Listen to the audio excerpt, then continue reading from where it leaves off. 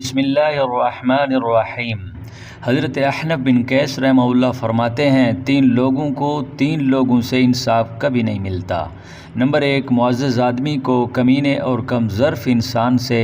Number 2 نیک انسان کو فاجر و بدکار انسان سے۔ نمبر 3 حلیم اور بردبار شخص کو احمق انسان سے۔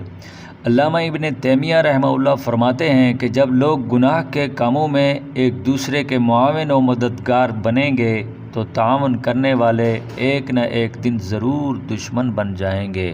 اللہ تبارک و تعالی ہمیں نیکی کے کاموں میں ایک دوسرے کا معاون و مددگار بنائے۔